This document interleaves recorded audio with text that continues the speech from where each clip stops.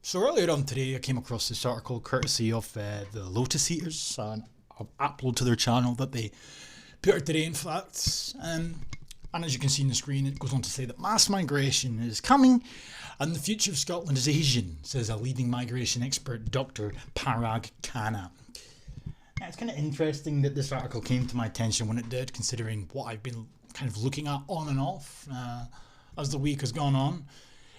From Feminist BS, again, courtesy of Education Scotland, which I'll briefly touch on in a second, to Nicola Thinlips announcing in an interview type thing with the JEC, Scottish Jewish Council of Relations, on their YouTube channel. She made reference, not the first time she's done this, in fact, one of many instances in which she's done this, where she just, no facts given, announces, makes reference to the fact that we're going to need immigration in the future because of demographic decline, demographic problems, which, in plain English, if we're going to not beat around the bush, so to speak, is replacement migration. So this headline here is, again, talking fundamentally about replacement migration. And I bring up the feminist shit because, obviously, we have a problem with a decline in birth rates in Scotland, not just in Scotland, across the Western world in general, but in Scotland it's a major issue. Record low births, to be precise, year on year, worse under the CUF regulations and whatnots. And still to this day, Thin Lips, the SNP, the government in general, they don't do anything to address the issue. They don't even pretend to address the issue. They don't pretend to be concerned about the issue because it's fine. They'll just snap their fingers and hope for the best that they can attract immigration. You know, and meanwhile, while they do this, they will continue to implement their sustainable development goal regime and their feminist bullshit into the schools as young as possible. You know, what better way to ensure that the generation of the future grow up to be family orientated and mothers, potential mothers, etc., than to promote feminism in nurseries? You know, it just goes to show that these people genuinely don't give a fuck whether or not we go extinct. And, you know, I'm not being dramatic when I say that. That's the reality of the matter. If these trends continue, that is what will happen. So, diversity is one of our greatest strengths, but there's actually a less altruistic reason. We need to grow our population over the years to come because our natural demographics are not positive. So we need to attract people to come here so that we've got those to do the jobs and service the economy that we need. So that's a really big commitment. I feel it very personally, but it is also really important for our hard-edged interests as a country. Said so matter-of-factly. These people have no skin in the game. But I've always been perplexed as to why they just do not seem to give the slightest shit about the fact that if these trends continue, if the rhetoric that they, like she did there, talk about comes to fruition, Scottish people in this instance cease to exist. We're merely expendable to these people. But you have to take a step back and understand that this is all part of the agenda. You know, when they talk about sustainable developments, when they talk about sustainability, you know, Africa, for example, completely overpopulated, in certain parts anyway, whereas here, it's not so much. So what will be the solution in the future? To take people from these parts of the world where there's too many people and plot them right where we are, where there's not enough people. And at the end of the day, the bush that they're pushing currently at play is that we're all just the same as each other, global citizenship. What really is a Scotsman? You know?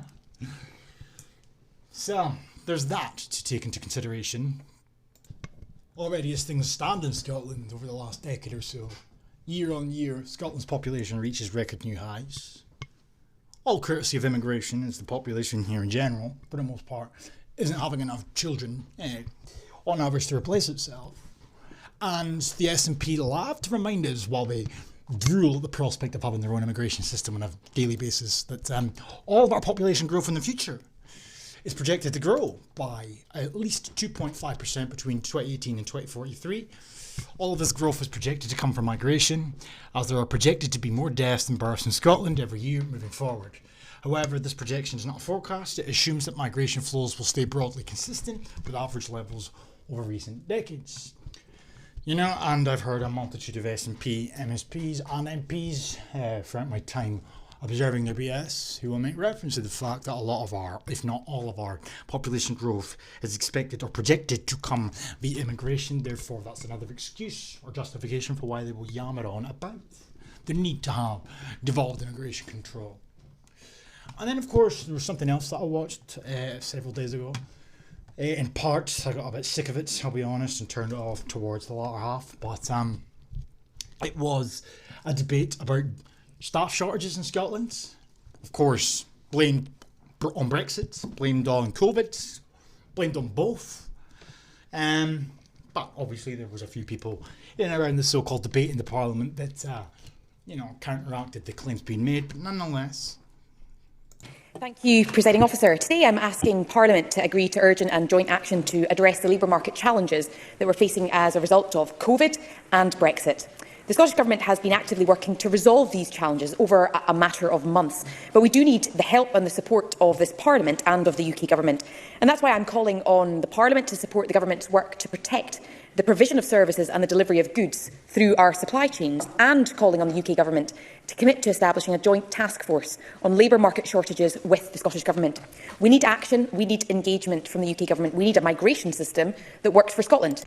You know, I've lost count now of how many times I've heard MSPs, MPs reference the need for an immigration system that's tailored to Scotland's needs. We have unique demographic problems. You know?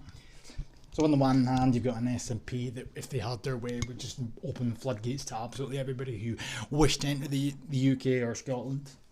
Then on the other hand, you have them trying to bring up reasons as to why we actually need an immigration system.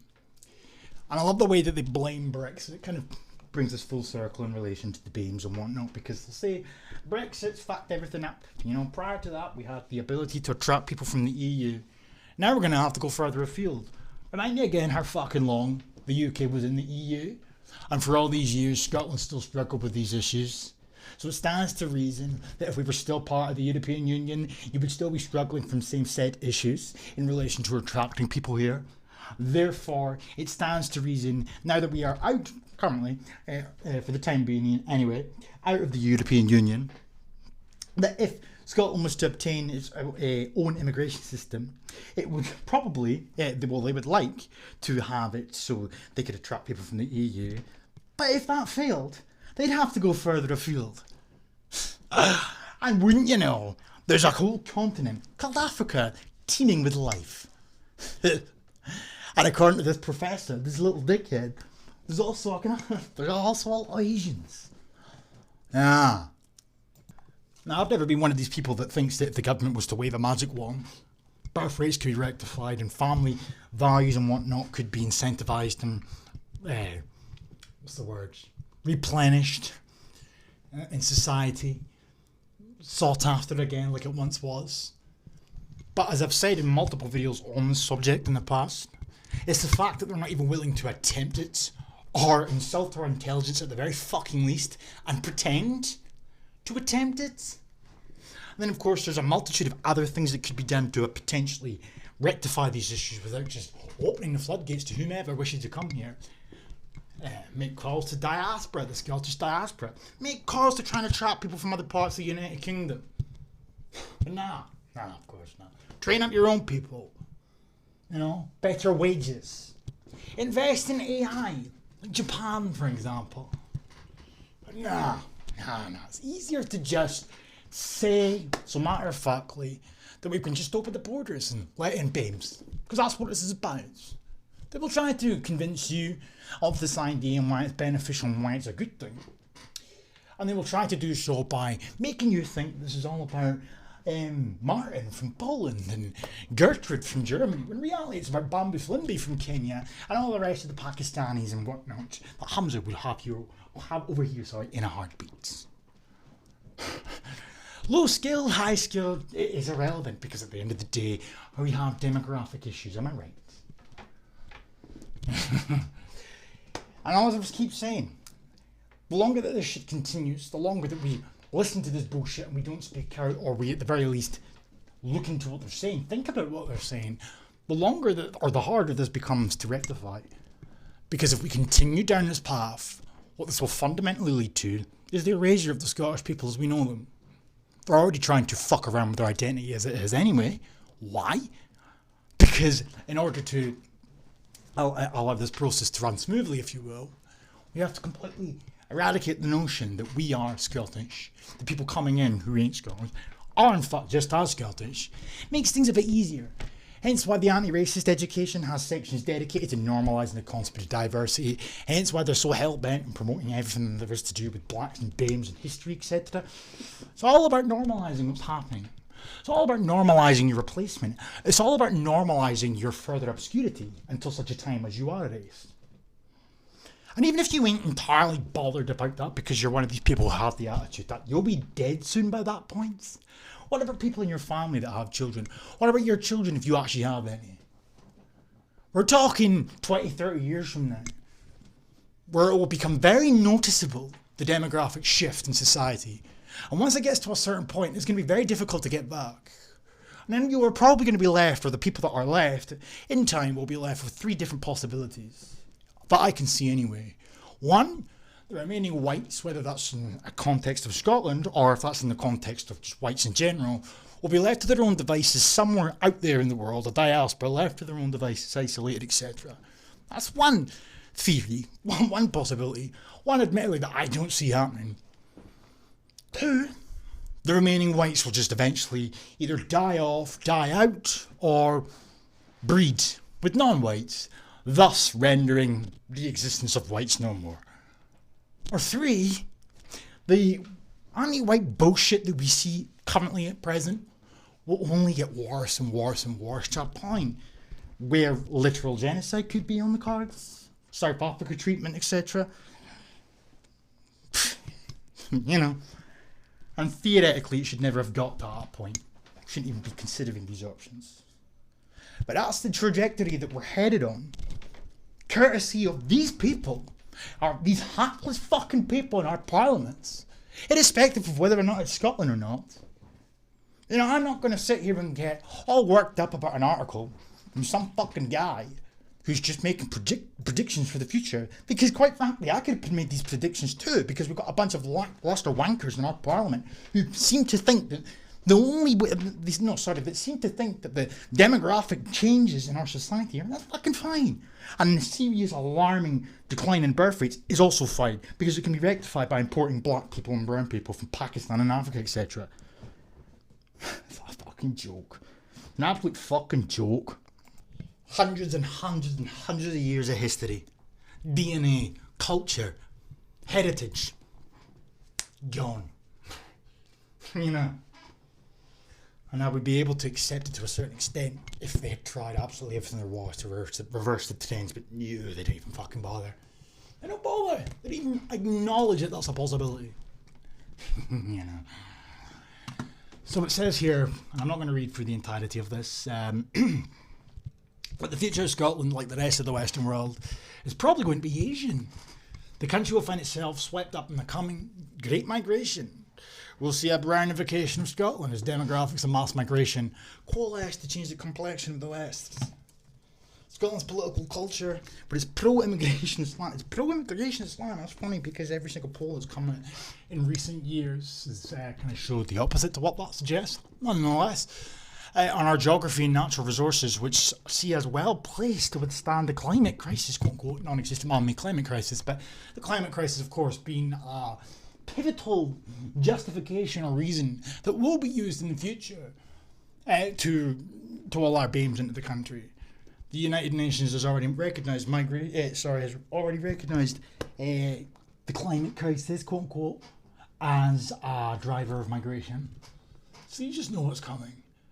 And when shit like this is addressed, said, written, whatever context it may be, you provided people with an excuse. So we can get some random black guys appearing on Scotland's doorstep. Ask them where they're from, you'll get the usual shit, they'll make up a random country. Why are you here? We are fleeing climate change. And where do you think they heard that from? Man, for all we know, they read this article. Dr. Parag Khanna, totally Scottish name by the way, The world's leading intellectual migration presents a stunning analysis of the future. To the pro-immigration side of the political debate, such as Nicola Finlip's SNP, there's pro-immigration and there's fucking suicidal. When you have a party, or you have motivations that are predicated purely and solely on allowing Scotland's population growth to completely come solely from immigration, that's suicidal. And if you don't want to say that it's suicidal, at the very least, it's fucking careless. Careless in relation to your own people. Because at the end of the day, as I've said, this trajectory is allowed to continue as it's going. This rhetoric's allowed to go unchallenged from the likes of the SNP and whatnot. And that is how the population of Scotland continues to grow. The Scottish people as we know them cease to exist in time, over time. And as I said, that's not me being dramatic, that's me being realistic. That is what happens long term. But they won't address that. And quite frankly, I think the reason that they won't address it, when I say they, I mean the likes of Finlips and whatnot, is because they don't give a fuck. If they even thought that far into the future. They don't give a fuck. Because as far as they're concerned, their ideology has blinded them, puppets as they are, but their ideology has blinded them all the same, and they believe that everybody is just as Scots as each other. So it doesn't really matter to them if the country of Scotland is full to the brim of Asians and blacks. Because they're just as Scottish. They're all citizens. Anyway, Canada's claims will be well received by Nicola Finlips' party and whatnot. Others in the populist anti-migrant camp will be infuriated, even fearful, that Canada's comments will play directly into Scotland's increasingly fraught cultural wars. Born in India, raised in the Middle East and America, lived in Europe and is now based in Singapore, when it comes to the future of global migration in a world imperiled by climate change, mounting poverty, economic disruption from technology and deindustrialization, threats of war, and the forces of nationalism and populism, there's probably nobody better placed to explain where humanity is headed. But again, an Indian guy writing articles about what he thinks is going to happen in the future projection-wise, demographic-wise. But as far as he's concerned, it doesn't bother him in the slightest. Because there's a fucking country called India, where he's from, that's teeming with people identical to him. But what he's talking about here, and what so many of these people do when they talk about this, is they're talking about a people that if this continues, and if things go as they predict they will, they cease to exist. It's replacement migration being normalised right in front of your eyes. And as I said, I know it's just an article. But it's one in a long list of articles and a long list of rhetoric that has come from similar camps, whether it's SNP related, whether it's shit like this, you name it. Today, climate change has been added to the force compelling migration. Throughout the centuries, swaths, whatever, of the planet will become uninhabitable. It's predicted. Predicted by who, you may ask? Oh, well, the usual suspects, United Nations and all their little cronies. Same people that are telling you there's a climate crisis when it's fucking nuts. Same people that are saying that carbon or CO2 is responsible for the boiling to a cinder planet that we currently reside on when it's not. But, don't let that stop you. But anyway. It's predicted that this will displace entire populations, and even if these predictions don't come to fruition, as I've said already, rhetoric like this has opened the door for people to just chance their arm anyway. In this century, in just 20 years, climate change already accounts for 30 to 40% of total displacement in the world. So drivers of migration are now threefold. You've got 1/3 economic, 1/3 political, and 1/3 climate change. And of course, they all tie together. And what you currently see at present, which she's not really alluding to, but has mentioned it nonetheless, is the fact that a hell of a lot of these people that come over here under the guise of asylum seekers and whatnot are in fact just economic migrants. So I have to let them all in though, eh? They all tie together. Look at the Syrian drought, which led to the urbanisation, political unrest, civil war, and the exodus of nearly 1/4 of an entire population as refugees. Blaming on the drought. Well, that's a new one. That's a fucking new one. Anyway, Europe should view mass migration not just as a benefit, but as a lifeline. The West's entire discussion around migration is cockeyed, he feels. We have low birth rates, ageing populations, Not enough workers, especially to care for our growing elderly populations, and plenty of space. You should be competing in a cutthroat manner to recruit as many Asians as possible.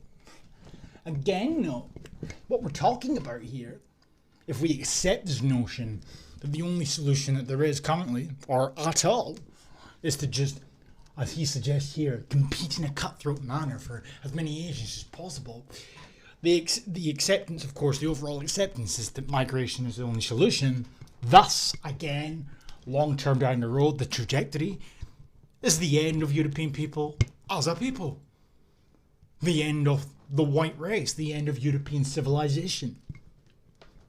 You know, we're not talking about the requirement to just kind of bolster up our population somewhat because it's on the decline. We're talking about the fact that it's on the verge of becoming, or getting to a point where it's irreversible forevermore. Yes, populations fluctuate and go up and down and up and down and up and down, but the way that things are going, the way that the trajectory seems to be on, the way that things seem to be in place in terms of societal norms, etc., I don't see it changing anytime soon. And if the only thing that's going to change in the future is the increase or the acceleration in the amount of immigrants that come to the country as a means to solve said solution or problem, then how the fuck would it ever change? You know?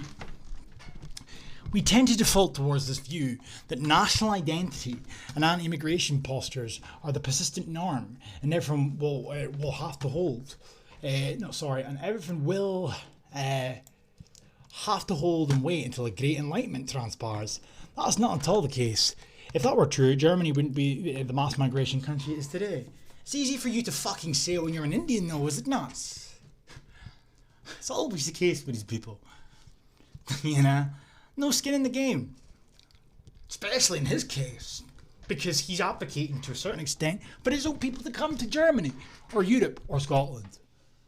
Whereas he's at the same time simultaneously trying to tell people who happen to be German or Scottish or just European, whatever it may be, that they have to just get rid of the concept of national identity. You know? We're all the same, doesn't matter what colour you are, despite the fact, as I keep saying, follow that to its logical conclusion, and people cease to be. You know?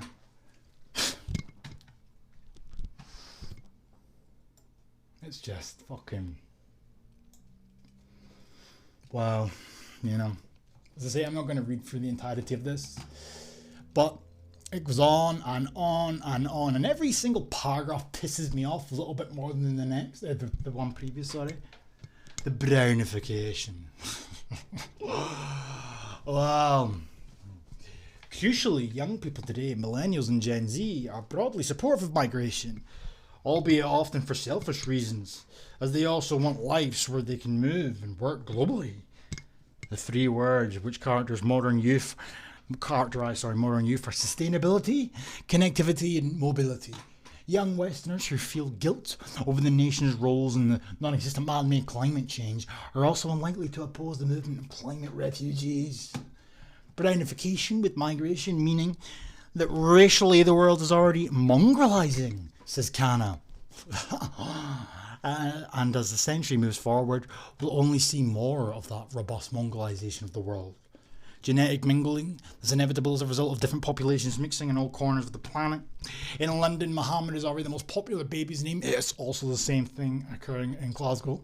We'll see the effects of mass migration playing out over the next 30 to 50 years. The West will undergo brownification.